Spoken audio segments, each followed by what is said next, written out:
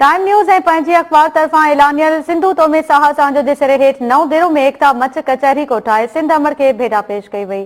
तफ़सील ॾिसूं था नूर मोहम्मद सुमरो जी रिपोर्ट में।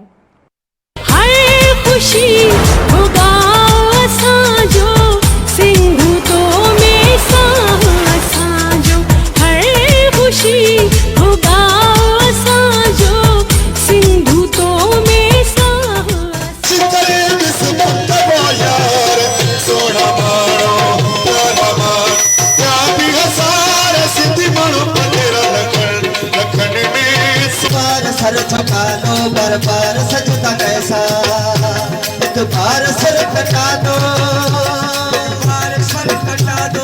कदीम दौर में एक नंढे तोड़े वॾे ॻोठ में एक मखसूस हंधि मुक़रर करे वॾो मंच ॿारे उते इलाइक़े जा पोड़ा पका नौजवान तोड़े ॿार हिक हंधि गॾिजी वेहंदा हुआ, जिते नौजवाननि तोड़े नंढनि ॿारनि जी संवार थींदी हुई ऐं पंहिंजे रिवायती ऐं सकाफ़ती अॼाणनि खां आगाही मिलंदी। अॼु दौरे जदीद में उहे कचहरियूं पंहिंजो ओज विञाए वेठियूं आहिनि, जंहिं करे नौजवान नस्ल जी आबियारी न थियण करे उहो पंहिंजी सकाफ़त तहज़ीब ऐं तमदुन खां पासीरो थींदो पियो वञे।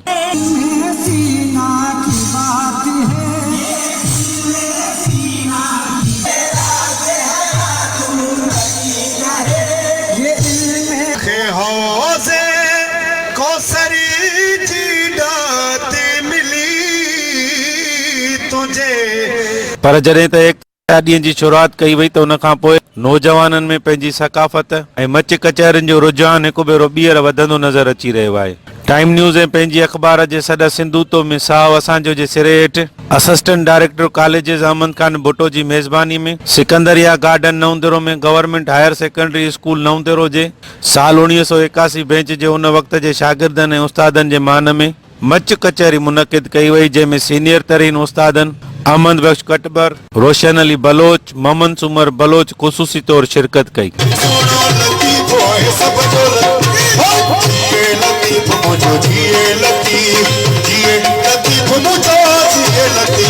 मच कचहरीअ में आयल सीनियर उस्तादनि खे अजरक ऐं टोपिन जा तोहफ़ा पेश कया विया, जॾहिं त सहाफ़िन खे पिणु अजरक ओढाया विया।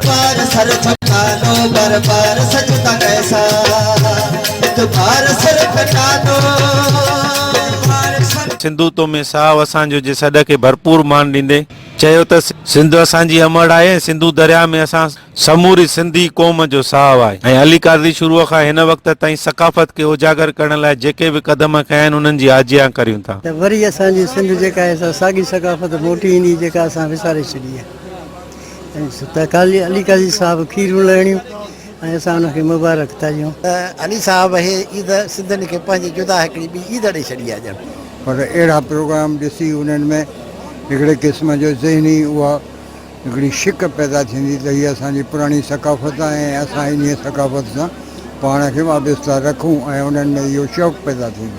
पर हीअ नई जनरेशन जेका आहे सा उन्हनि खां अॼाणी वाणी विसरायो थो वञे, त मां त चवां थो साईं जे न सॾ वाक़ई हिकिड़ो इनकलाब बर्पा करे छॾियो आहे। जेको इहो काज़ी साहिब जे तरफ़ां कल्चर डे जो हिकिड़ी रस्म या रवाज या हिकिड़ो विधो वियो आहे, इहो असांजो कल्चर बैनल अक़वामी तौर ते उनजो मुतारिफ़ थियो आहे काफ़ी तौर ते। उतां स्कूलनि में जेके हे प्रोग्राम जेके हिन वक़्तु काज़ी साहिब जे हवाले सां जेको शुरूआति थी उनजो वॾे में वॾो फ़ाइदो जेको आहे सो थियो आहे। टाइम न्यूज़ जे इन अख़बार में त मां सम्झां थो त पूरी दुनिया में सिंधी ॿोलीअ खे वॾे पैमाने ते इंट्रोड्यूस कराइण में अली काज़ी जो काफ़ी किरदारु आहे। मां हिन में को बि मुबालगो न आहे। 5 डिसंबर ते एकता ॾींहुं टाइम न्यूज़ ऐं पंहिंजी अख़बार सां गॾिजी मल्हाए सिंधु दरिया खे ज़बरदस्त भेटा पेश कंदासीं। तक़रीब जे आख़िर में सूफ़ी फनकारनि एजाज़ कोड़ो, मोहम्मद कासिम लाशारी, सिंध अमर जा गीत पेश करे महफ़िल खे झूमाए छॾियो। नूर मोहम्मद सुमरो, टाइम न्यूज़, नवंदेरो।